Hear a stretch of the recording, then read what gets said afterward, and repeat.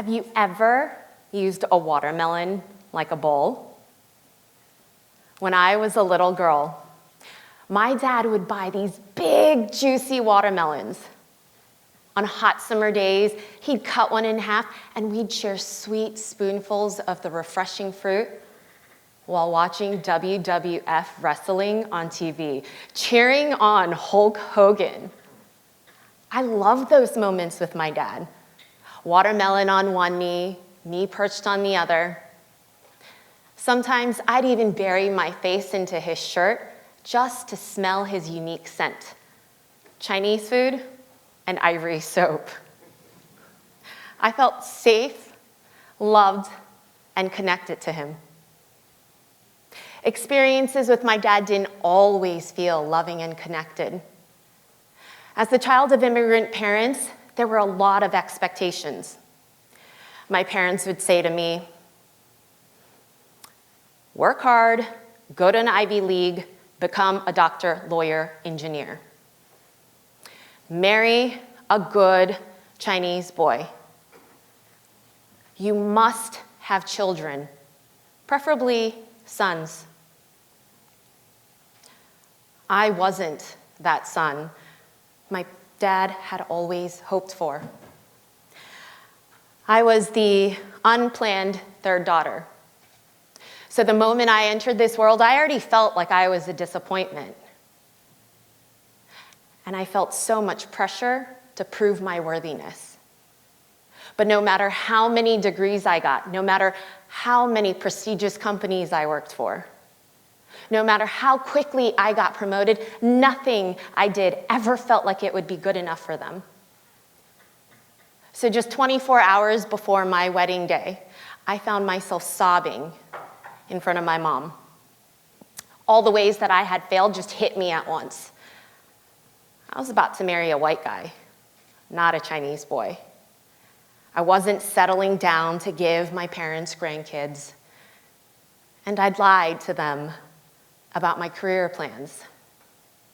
You see, my husband and I had frozen our embryos, figuring that would give us the time we wanted before starting a family.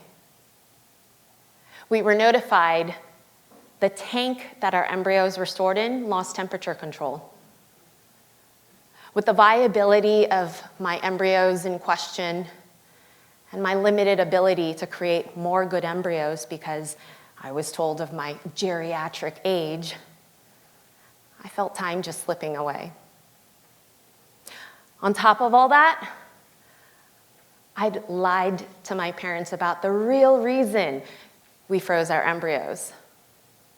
I told them I got this prestigious, hard-to-get job overseas that'd be amazing for my career, instead of telling them the truth. My husband and I had dreams to leave our jobs and go volunteer and travel the world. I'd even created an FAQ document for my sisters so they could answer any questions my parents might have. My sister told on me. And when my parents found out, they were livid. Why would anyone quit their prestigious job at Google to go travel? Here I was trying to make my parents proud, and instead I felt that weight of all the disappointments and my failures that I was certain they would see in me. And that shame felt overwhelming. So as I'm crying my eyes out the day before my wedding, my mom pulls me in and she says, "What's wrong?" And the words just start spilling out of me. You wanted a boy, I'm a girl. You wanted me to marry a good Chinese boy, I'm marrying a white guy. You wanted me to work at a prestigious job, and here I am quitting Google so that I could pursue this dream, but you think that's crazy. And I can't even give you grandkids now. I'm just so tired of being a disappointment, and I wish you would understand me and still be proud. And the thing is, when we make assumptions about what our parents want for us, without truly understanding why. We also assume we'll understand how they'll view our perceived failures. As my mom wiped away my tears, all I saw was motherly love. And what she said next completely changed what I thought I knew about my parents and our relationship. Amy, we don't understand you or your dreams, but we don't have to. We love you. We just want you to be happy. I'd never heard my mom say she loves me. And her words in that moment made me realize I'd mistakenly been pursuing my parents' pride. We often think what we want is for our parents to be proud of us, when what we're really after is the assurance that our parents love us. It dawned on me how tired I was of running away. I just wanted to be close to my parents. I wanted to truly get to know them and for them to get to know me. And I wish I could tell you things changed immediately, but it didn't. A year later, I found myself 5,000 miles away from my parents, scrolling through my wedding photos. One of my favorites was of me kissing my mom on her cheek as we got ready for my big day. Just before this picture was taken, she had whispered into my ear, "You can be happy." With my mom's permission to be happy, my husband and I pursued our dreams. We left our jobs and took a one-way flight to go travel and volunteer. What I hadn't realized at the time was how much I would miss my parents and how ashamed I would feel for my inaction. How did a year go by and I've done nothing? What if I lose my chance? I've got to do something. Sitting there frustrated at first, it hit me. Google it. So I typed in how to fix relationship with parents. And during my research, I discovered 3 fascinating things. First, 1 in 4 Americans are estranged from a parent. Let me repeat that, 1 in 4. Here I was trying to figure out, how do I fix my relationship with my parents? And instead, I'm finding all these articles and posts encouraging us to cut ties from our narcissistic and toxic parents. And while the intention of helping people set boundaries is good, especially from true narcissists and toxic people, I believe these words are becoming overused. And we're creating these boundaries that are cutting important connective ties, and it's hurting both sides. Even if we cut ties, deep down, we still long for our parents' love and acceptance. Physical distance doesn't change that.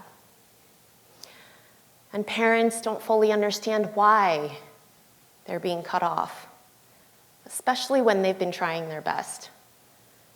And most parents do try their best. Nobody sets out to be a failure as a parent. Second thing I discovered, according to the National Institute of Health, one of the top risks of estrangement between a mother and an adult child is a difference in values and beliefs. For example, my dad, who believes a woman's primary role should focus on the household and a man's should be to be the provider, finds it hard to understand why I'm okay being the breadwinner. Instead of trying to understand how he came to his mindset, I used to argue fiercely from my perspective. But the thing is, we don't have to agree to come to mutual understanding, to respect each other's values. The third thing I came across completely blew my mind. Study after study indicates false memories are more common than we realize. False memories form in seconds. That means our memories are unreliable. We even create memories of incidents that never happened. A study from Frontiers in Psychology found, after engaging in suggestive interviews, 71% of participants formed memories of committing a crime that never happened. They believed they committed a crime and could even recount the event in great detail. With my mind racing, I grabbed a pen and paper and started jotting down all the stories and assumptions and memories I thought I had about my parents. They don't love me because I'm not a boy. Nothing I do is ever good enough. They're disappointed I married a white guy, and now I can't even give them grandkids. As I read over my list, I realized all these years I'd been running away. But no matter how much I ran, I still just wanted their love and acceptance. My mind was still swirling, but somehow I mustered the courage, and I called my parents. I asked if they'd be willing to share their life stories with me. My dad said, "We don't really have much to share. We were just restaurant workers. But your uncle, he was a lawyer. I'm sure he's got great stories for you." My dad's words made me realize how insignificant he thought of his own life and career. And after much insistence that I wanted to hear their story, they finally agreed. Since that first conversation, I've been in 40 hours of intentional conversations with my parents, learning about their favorite foods and favorite activities, their biggest dreams and biggest regrets. It was hard. The first 20 hours or so, I would often return to my old memories about who I thought my parents were. And it would trigger big emotions, anger, resentment, frustration. I almost gave up more than a dozen times.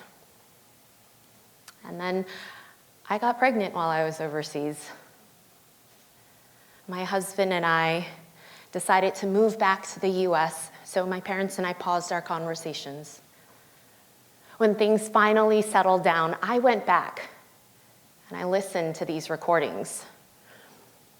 And I was shocked.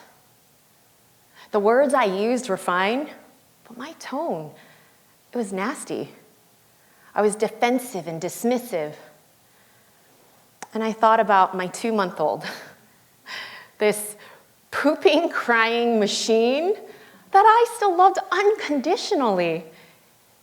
If he grew up and talked to me like that, how would I feel? I'd be crushed. And that was the moment when everything shifted for me. My dad used to say, to understand a parent's love, you must have children yourself. Now I understood why my parents were the way they were, and probably why they hesitated to open up to me. You see, instead of relying on our memories, we can question the memories we hold as truth. Instead of running away, we can take that courageous step to get to know our parents as human beings, not just authority figures. We can begin to understand why our parents are the way they are. And perhaps by understanding who they are and their lived experiences, we can begin to shift from these old stories to building this deep emotional connection we've always longed for, filled with love and acceptance. With that in mind, I went back to my parents with the intention to just listen, with openness and curiosity, and talk to them the way I hoped my kiddo would talk to me one day. And that decision changed everything. After documenting our incredible conversations in my book, I've come to understand my parents as human beings with their lived experiences and their traumas. I've become more understanding of why they are the way they are. And that's completely transformed our relationship.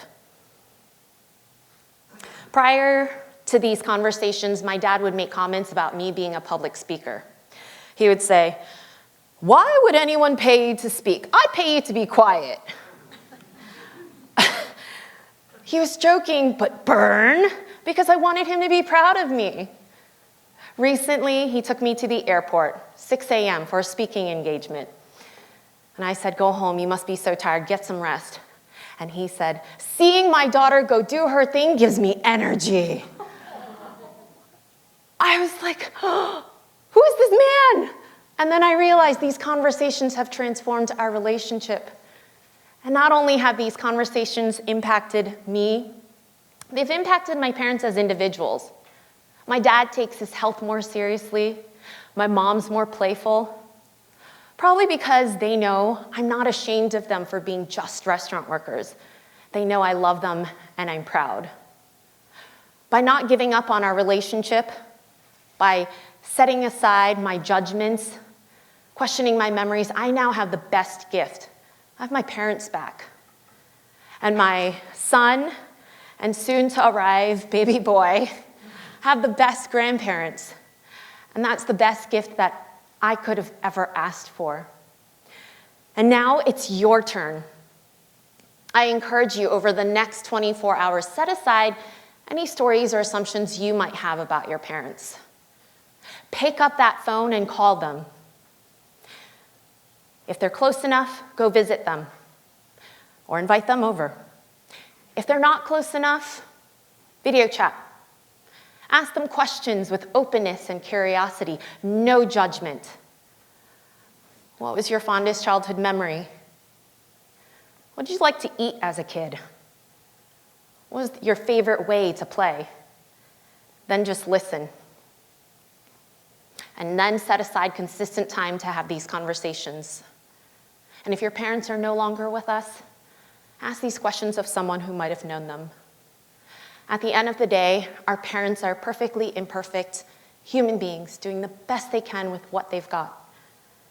As the Chinese proverb says, when you drink the water, remember the spring as the source of the water.